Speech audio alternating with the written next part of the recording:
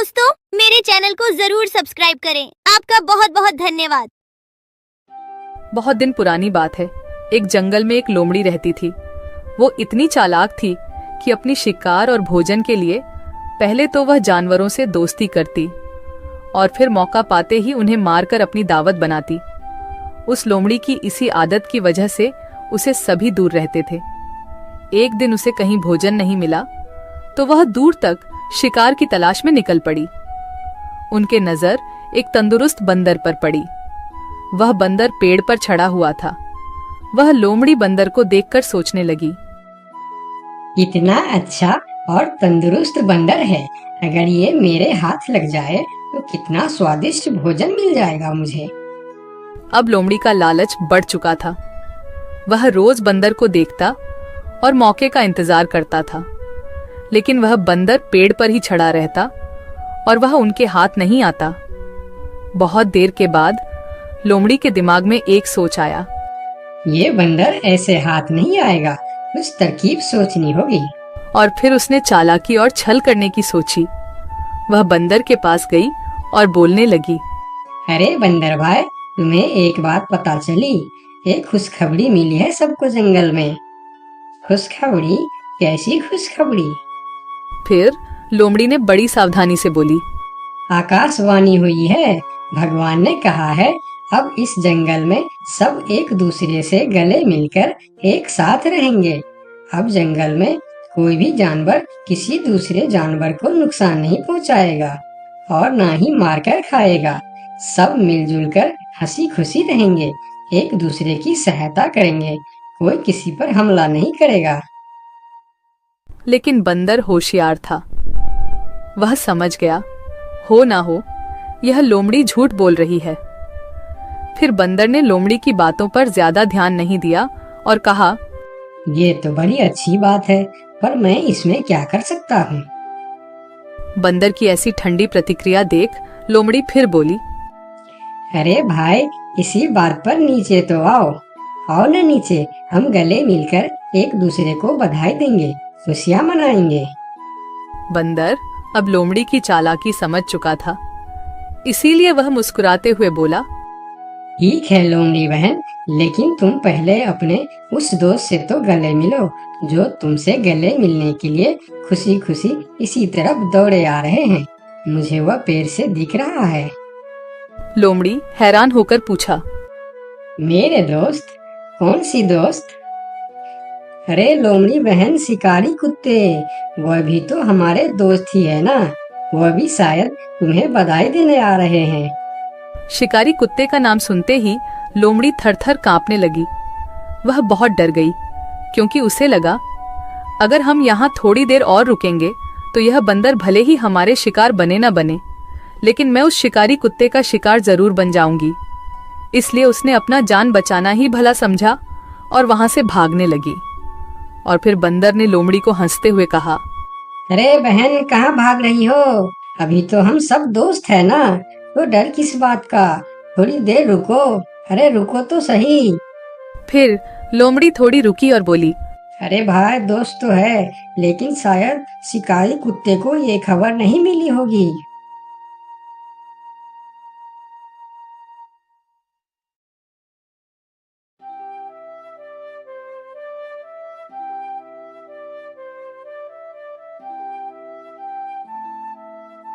एक समय की बात है, लक्ष्मीपुर के जंगल में बहुत से पशु पक्षी रहा करते थे। उसके बीच रंगीला नाम का एक बड़ा ही नेक हिरण भी रहता था। वह बहुत ही मेहनती, मिलनसार और परोपकारी था। वह अपने मन, कर्म और वचन से सबका ख्याल रखता था। किसी का स्वास्थ्य खराब होने पर वह हालचाल लेने के साथ साथ उसके उपचार की भी व्यवस्था करता था। वह जहां रहता था वहां अपने मेहनत से चारों तरफ हरियाली रहता था। एक बार रंगीला स्वयं बीमार पड़ गया। उसे ऐसा बुखार चढ़ा कि उतरने का नाम ही नहीं ले रहा था। उसने स्वयं कुछ जड़ी बूटियां खाई, लेकिन कोई लाभ नहीं हुआ। उनकी बीमारी की खबर पूरा जंगल में फैल गई थी, लेकिन उसे देखने के लिए कोई नहीं आया। तब उसका मन अधिक मुरझा गया। उसे उठा नहीं जा रहा था। फिर भी वह उठकर थोड़ा आगे आया और उसने देखा कि 2 हिरण उनके इलाके में आ गए थे। वह उनके बड़ी बड़ी हरी हरी घास खा रही थी। उन्होंने जब रंगीला को देखी तो मुस्कुराने लगी।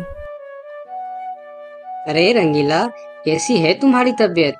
हम लोग तो तुमसे ही मिलने आए हैं, तुम्हारा हालचाल जानने आए हैं। हाँ रंगीला, मैंने सुना तुम्हारी तबीयत बहुत खराब है, तो हमसे रहा नहीं गया, इसीलिए चले आए हैं। अब बताओ, कैसी तबीयत है तुम्हारी? तबीयत में कुछ सुधार नहीं आया है, अब कोई दूसरी दवा लेनी पड़ेगी। हाँ हाँ, अच्छी दवा लेना और अपनी ख्याल रखना। अब तुम आराम करो, हम चलते हैं। रंगीला मुड़कर अपनी घर के तरफ चला गया और इधर दोनों हिरण फिर से रंगीला के इलाके के हरे हरे घास खाने लगी। हमने इस जगह के बारे में जितना सुना था उससे कहीं ज्यादा पाया। रंगीला ने बड़ी मेहनत से ये गुलशन सजाया है। चारों तरफ हरियाली ही हरियाली है। देखकर और खाकर तबीयत खुश हो गई। अभी पेट भरकर खा लेता हूँ, फिर कल रंगीला से मिलने के बहाने आ जाऊंगा। हमें रंगीला से क्या काम, हमें तो यह हरियाली खींच लाई है। चलो हम फिर कल आएंगे रंगीला से मिलने के बहाने।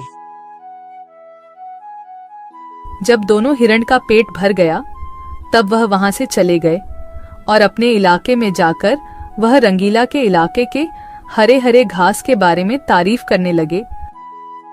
अरे भाई, यहाँ सूखे घास खाकर पड़े हो, वहाँ जाओ रंगीला के दरबार में, रंगीला का हालचाल पूछो और पेट भर के हरे हरे घास खाओ। बहुत अच्छा है रंगीला, उसके बीमार होने पर भी हमें हरे हरे घास खाने के लिए मिल रहे हैं।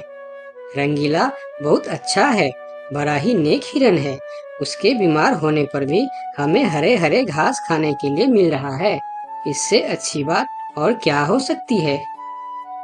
वहां बहुत सारे हिरण की टोली बन गई। वह सब रंगीला के पास पहुंच गए और रंगीला का हालचाल पूछने लगे। पहले तो रंगीला को इस बात की बहुत खुशी हुई कि कितने सारे लोग इनके हालचाल पूछने आ गए, लेकिन उसके बाद का नजारा देखकर रंगीला का सर चकरा गया।